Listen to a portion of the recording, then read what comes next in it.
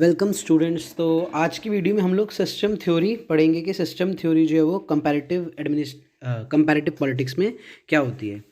तो पहले हमें ये समझना होगा कि सिस्टम क्या होता है। तो any social phenomena is a system, और जो सिस्टम है वो इंटर रिलेटेड होता है। ये तो हम सोशल फिनोमिना की बात कर रहे हैं।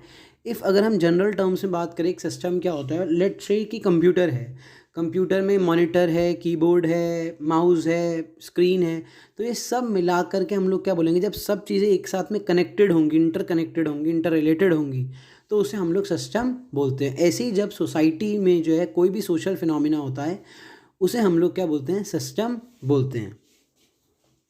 जो सिस्टम है वो डेवलप्ड कैसे हुई है सिस्टम थ्योरी, तो इसका कनेक्शन है बायोलॉजी से, साइबरनेटिक्स से और ऑपरेशनल रिसर्च से। तो सबसे पहले 19th सेंचुरी बायोलॉजी में जो जनरल सिस्टम थ्योरी है वो डेवलप्ड हुई। इसके अलावा ये और किस किस चीज़ से डेवलप्ड हुई है, एंथ्रोपोलॉजी, इकोनॉमिक्स एंड सोशोलॉजी से, हम गेम थ्योरी भी बोलते हैं, गेम थ्योरी से भी डेवलप्ड हुई है। इसके अलावा जो जनरल सिस्टम है, it's general system theory, it's developed in the writings of Ludwig von. Next, अलग अलग जो स्कॉलर हैं उन्होंने क्लासिफाई किया है सिस्टम थ्योरी को। तो आलमंड के अकॉर्डिंग जो सिस्टम थ्योरी है, it can be classified into primitive, traditional, transitional and modern. Next है कॉलेमन, जेम्स कॉलेमन, इन्होंने बोला है competitive, semi competitive and authoritarian.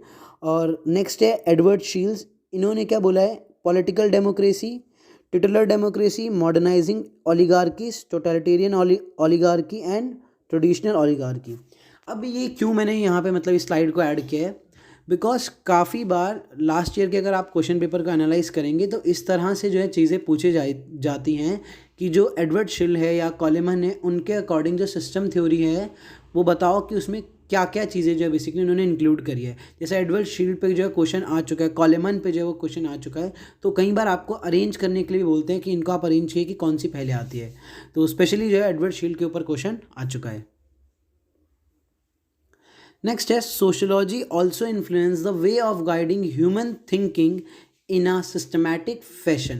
तो बेसिकली जो सिस्टम थ्योरी है उसने बोरो किया है सोशोलॉजी से भी, और जो सोशोलॉजिकल कॉन्सेप्ट है उसमें टेलकॉट पर्सन जो है बेसिकली उनका काफ़ी बड़ा रोल है। जो डेविड सिंगर है, उन्होंने सिस्टम थ्योरी को दो एरियाज़ में जो है डिस्टिंग्विश किया है। उन्होंने बोला कि टू डिफरेंट ओरिएंटेशंस हैं जिससे सिस्टम थ्योरी जो है वो डेवलप्ड हुई है, एक जनरल सिस्टम और नेक्स्ट है सिस्टम एनालिसिस। तो जो जनरल सिस्टम है वो टेलकॉट पर्सन की थ्योरी में है, जो कि 19th सेंचुरी की पॉजिटिविस्ट थ्योरी थी। अब पॉजिटिविस्ट थ्योरी क्या होती है, बेसिकली जो बोलती है कि जो थ्योरी है कोई भी वो साइंटिफिक प्रिंसिपल पर बेस्ड होती हैं, उसे पॉजिटिविस्ट थ्योरी बोलते हैं, जो कि चेक की जा सकती है, बिकॉज साइंटिफिक है तो चेक की जा सकती है। नेक्स्ट है सिस्टम एनालिसिस। सिस्टम एनालिसिस किस पर फोकस करता है, बेसिकली डिसीजन मेकिंग पर, कि जो सिस्टम है वो किस तरह से काम करता है। और ये जो सिस्टम एनालिसिस है ये आया है बेसिकली मैथमेटिक्स और ऑपरेशनल रिसर्च से। नेक्स्ट है रोनाल्ड चिलकॉट, इन्होंने 3 ट्रेंड्स बताए हैं सिस्टम थ्योरी के अंदर, grand theory, structural functionalism and radical and Marxism critic. अब बेसिकली जो ये वीडियो है इसमें मैंने क्या किया है, जो ग्रैंड थ्योरी है जिसके मेन प्रोपोनेंट डेविड ईस्टन है, इसको अच्छे से जो है बेसिकली एक्सप्लेन किया है नेक्स्ट स्लाइड में। और जो स्ट्रक्चरल फंक्शनलिज्म है ये थ्योरी मैं ऑलरेडी अपलोड कर चुका हूँ, इसके मेन जो प्रोपोनेंट है दैट इज़ गैब्रियल आलमंड, जिस पे ऑलरेडी वीडियो मैंने अपलोड कर रखी है। जो लास्ट है रेडिकल और मार्क्सिस्ट क्रिटिक, ये सिर्फ थोड़ा सा हमको समझना है, जो मैं आपको ऐसे ही इसी वीडियो में समझा दूंगा। तो रोनाल्ड चिलकॉट ने 3 पार्ट्स बताए हैं, 3 ट्रेंड्स बताए हैं। सबसे पहले क्या है, ग्रैंड थ्योरी, ये नेचुरल साइंस से जो है बेसिकली ग्रो हुई है, और ये इसको क्या कहते हैं, आपको मेनली ये देखने को मिल सकता है डेविड ईस्टन की राइटिंग्स में। इसके अलावा कार्ल ड्यूश, इसके अलावा मॉर्टन कपलान और हर्बर्ट स्पाइरो ने जो है इसके बारे में लिखा है।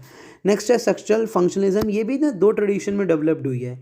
पहला जो है बेसिकली वो है मोलोंस्की, रेडक्लिफ, टेलकॉट, उस रेडक्लिफ एंड देन उसके बाद में टेलकॉट पर्सन हो गए और अर्थुर बेंथले हो गए और डेविड ट्रूमैन हो गए, ये सेकंड ट्रेडिशन है। बट दोनों ही ट्रेडिशन का जो एग्रीगेशन है वो किसने, या एक हॉलिस्टिक व्यू जिसे हम बोल सकते हैं, वो गैब्रियल आलमंड ने दिया है। तो 2 स्कॉलर है, ग्रैंड थ्योरी के डेविड ईस्टन और जो स्ट्रक्चरल फंक्शनलिज्म इसके गैब्रियल आलमंड। तो अब जो है बेसिकली पहले डेविड ईस्टन के बारे में समझ लेते हैं, बिकॉज इन्हीं पे ऑलमोस्ट आप देखोगे एवरी ईयर जो है एक क्वेश्चन ज़रूर आता है। कोई एक आध साल अगर नहीं आया तो अलग बात है, अदरवाइज हर टाइम जो है बेसिकली इस पर क्वेश्चन ज़रूर आया है। तो जनरल सिस्टम थ्योरी क्या थी डेविड ईस्टन की? तो डेविड ईस्टन की जो थ्योरी थी, सिस्टम थ्योरी, वो भी जनरल सिस्टम पर बेस थी। इनकी 3 मेन राइटिंग्स हैं, इसके अलावा और भी राइटिंग्स हैं बट ये 3 मेन राइटिंग्स हैं। पॉलिटिकल सिस्टम जो कि 1953 में लिखी थी, next a framework of political analysis, और लास्ट है a system analysis of political life. ये दोनों ही जो उन्होंने 1965 में लिखी थी। Easton regarded power as a significant concept which shapes and carries out authoritative politics in society. अब बेसिकली जो ईस्टर्न है ना, वो पावर पर फोकस करते हैं और वो कहते हैं कि जो पावर है वो ही क्या करती है basically authoritative politics in society, मतलब वो शेप करती है पॉलिटिक्स को सोसाइटी के अंदर। अब ये जो पावर है ना, व्हाट इज़ पावर? तो पावर क्या है कि आप किसी को, आपके अंदर कितनी एबिलिटी है किसी के एक्शंस को इन्फ्लुएंस करने का, that is known as power according to David Easton. कुछ अजम्पशन है डेविड ईस्टन की। सबसे पहले, empirical search for knowledge requires construction of systematic theory, because scientific positivist theory की बात करते हैं, एम्पेरिकल रिसर्च की बात करते हैं, तो empirical search of knowledge based होती है हमेशा सिस्टमैटिक थ्योरी पर। तो उनका मानना था कि अगर हमको साइंटिफिक थ्योरी डेवलप करनी है, एम्पेरिकल रिसर्च करनी है, जिसको आप क्या कहते हैं ऑब्जर्वेशन से और ऑब्जर्वेशन से जो है क्रॉस चेक कर सकते हो, तो उसके लिए सिस्टमैटिक थ्योरी डेवलप्ड करने की ज़रूरत है। इसीलिए उन्होंने सिस्टम थ्योरी की बात करी, जिसमें हम इनका आगे इनपुट आउटपुट सिस्टम को समझेंगे। Next, he viewed political system as a whole rather than concentrate on political problem. They must combine factual knowledge with empirical data. तो अब बेसिकली उन्होंने बोला है कि जो हमें सिस्टम है, पॉलिटिकल सिस्टम, उसको कॉम्प्रिहेंसिव देखना चाहिए, मतलब एज अ होल देखना चाहिए, छोटे छोटे पार्ट्स को फोकस नहीं करना चाहिए। Research on the political system draws from psychological data and situational data. तो जो रिसर्च है पॉलिटिकल सिस्टम में वो कैसे आती है? एक तो साइकोलॉजिकल डाटा, आप साइकोलॉजी को समझते हो, और दूसरा सिचुएशन जो है बेसिकली उसको भी हम समझते हैं। Political life is generally in a condition of disequilibrium, a counter tendency to equilibrium which is never realized in practice. तो ये बड़ा इंपॉर्टेंट है, 4th पॉइंट। इसमें ये क्या बोल रहे हैं कि मैक्सिमम टाइम पे हमको क्या दिखता है कि जो पॉलिटिकल सिस्टम होता है ना, या पॉलिटिकल लाइफ, वो डिसइक्विलिब्रियम पर होता है, मतलब लोग डिससैटिस्फाइड रहते हैं, कुछ ना कुछ प्रॉब्लम चलती रहती है, बट हमारी हमेशा जो हमारी कोशिश है वो ये रहती है कि हम इसको इक्विलिब्रियम में ला सकें, जो प्रॉब्लम्स है, जो वरिसम है सोसाइटी के अंदर, उसको हम लोग ख़त्म कर सकें। तो ये कोशिश जो वो हमारी हमेशा रहती है। तो ये 4 अजम्पशन थी डेविड ईस्टन की। इसके अलावा जो डेविड ईस्टन है, उन्होंने ही identified the following attributes of political system. तो 4 एट्रीब्यूट हैं डेविड ईस्टन के अकॉर्डिंग। सबसे पहले units and boundaries, then inputs and output, differentiation within a system and integration within a system. तो ये भी पता होना चाहिए। तो पहले हम इनपुट आउटपुट के बारे में समझते हैं, जो कि जिसमें मेनली बार बार क्वेश्चन भी आता है। तो डेविड ईस्टन क्या बोलते हैं, बेसिकली एक सिस्टम होता है और इस सिस्टम के अंदर एक इन्वायरमेंट होता है।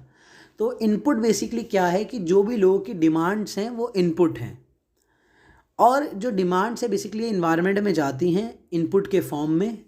फिर जिन डिमांड्स को सपोर्ट मिल जाता है वो क्या होती है बेसिकली पॉलिसीज़ बन जाती हैं, जिसको हम लोग आउटपुट बोलते हैं। और उसके बाद में फीडबैक जाता है सोसाइटी में, और फीडबैक से बेसिकली क्या होता है, एक दोबारा से एक न्यू डिमांड क्रिएट होती है। एक्चुअली ये जो फीडबैक है इसी को हम लोग साइबरनेटिक्स भी बोलते हैं, because that is based on cybernetic. जैसा फीडबैक जाएगा पॉलिसी का, उसी के अकॉर्डिंग जो वो न्यू पॉलिसीज़ बनेंगी। तो सबसे पहले एक इन्वायरमेंट है, इन्वायरमेंट में कुछ डिमांड्स आती हैं, उन डिमांड को इनपुट बोला जाता है। फिर जिन डिमांड्स को सपोर्ट मिलता है वो पॉलिसीज़ बन जाती हैं, that is known as output. और ये आउटपुट जो बेसिकली इसके फीडबैक जाता है अगेन से, और एक न्यू इनपुट जो वो, एक न्यू डिमांड जो वो क्रिएट हो जाती है। अब ईस्टर्न के अकॉर्डिंग पॉलिटिकल सिस्टम क्या है? It is a set of interaction abstracted from the totality of social behaviour through which values are authoritatively allocated for a society. तो इनके अकॉर्डिंग क्या है, एक सेट ऑफ इंटरैक्शन है, जो हमने पहले ही पढ़ा था कि व्हाट इज सिस्टम या व्हाट इज पॉलिटिकल सिस्टम क्या है, बेसिकली जहाँ पे इंटरैक्शन हो रही हो बिटवीन वेरियस एलिमेंट्स। तो जिसमें सोशल बिहेवियर जो है वो इंक्लूडेड होता है and through which values are authoritatively allocated for a society. तो इस सिस्टम में क्या होता है, बेसिकली वैल्यूज़ जो वो एलोकेट होती है सोसाइटी के अंदर। अब ईस्टर्न के अकॉर्डिंग ये जो सिस्टम है ना, ये परसिस्ट करता है रिगार्डलेस ऑफ द चेंजेस या regardless of the time. Basically her system में ईस्टर्न के अकॉर्डिंग क्या होता है, कुछ प्रेशर होता है, कुछ स्ट्रेस होता है, बट सिस्टम में इतनी कैपेसिटी होती है कि वो इन प्रॉब्लम्स को फेस कर पाए और वो सर्वाइव कर पाएगा। मतलब प्रॉब्लम तो हमेशा रहेगी, जैसे हम लोग कि डिसइक्विलिब्रियम तो हमेशा ही रहेगा, बट हमारी एक काउंटर स्ट्रैटेजी रहेगी उसको इक्विलिब्रियम में कन्वर्ट करने की। अब बेसिकली जो ईस्टर्न है वो अपनी थ्योरी को चाहते हैं कि it is known as political dynamic, या वो डायनेमिक थ्योरी मानते हैं इसको, स्टैटिक थ्योरी नहीं मानते। डायनेमिक इसलिए मानते हैं बिकॉज ईस्टर्न की जो थ्योरी है वो ग्रेजुअल चेंजेस को परसिस्ट करती है, रिवोल्यूशनरी चेंजेस की बात नहीं करती बट ग्रेजुअल चेंजेस की बात करती है। और कुछ लोग ईस्टर्न को क्रिटिसाइज़ भी करते हैं कि जो उनकी थ्योरी है वो रिवोल्यूशनरी चेंजेस को एक्सप्लेन नहीं कर पाती, वो सिर्फ ग्रेजुअल चेंजेस की बात जो है वो करती है। तो ग्रेजुअल स्ट्रक्चर चेंजेस अलाउड हैं। नेक्स्ट इसके अलावा कौन सी है, गैब्रियल आलमेंट की स्ट्रक्चरल फंक्शनल थ्योरी है, जो कि मैंने ऑलरेडी अपलोड कर दी है, जो आप देख सकते हैं, मैं इसको डिस्क्रिप्शन में डाल दूंगा।